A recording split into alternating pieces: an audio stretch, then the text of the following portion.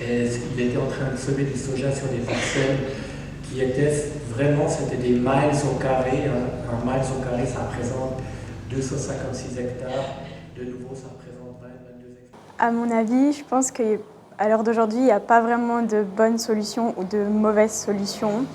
Mais je pense qu'il y aura de plus en plus d'éléments biologiques qui vont arriver dans le futur et on pourra gentiment se débarrasser des pesticides et avoir une alimentation plus saine. Et surtout, je pense que comme les personnes sont de plus en plus informées sur les problèmes, ils vont plus faire des efforts et par exemple auront plus leur propre jardin pour cultiver leurs propres tomates, salades, tout ça.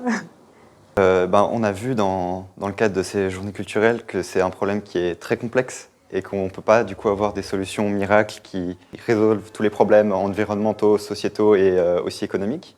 Et donc on se rend compte que c'est une évolution qui va se faire petit à petit.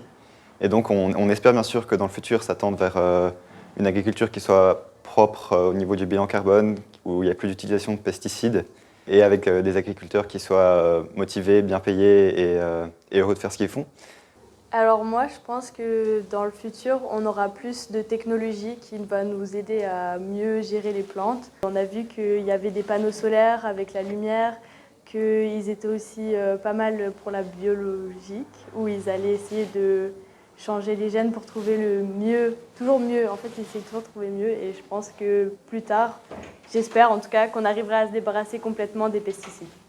Eh bien, je pense qu'il y a deux possibilités d'agriculture qui sont envisageables pour l'avenir. Il y a tout simplement, je pense, une première agriculture qui serait l'agriculture qui retend plutôt à des variantes plutôt traditionnelles avec un retour en arrière dans ce qu'on faisait avant et ce que nos ancêtres faisaient, qui étaient des choses tout bonnement admirables pour leur temps et qu'on a un peu abandonné tristement, plus le temps a passé. Mes parents m'ont beaucoup parlé du camion coop qui venait dans les petits villages et qui amenait directement la nourriture dans les villages et tout le monde prenait dans ce camion.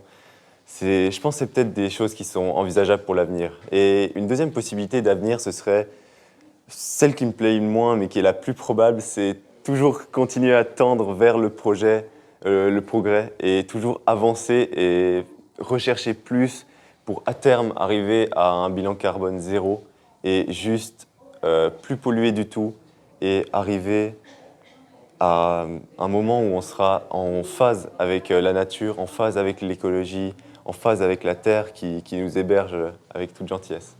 Merci.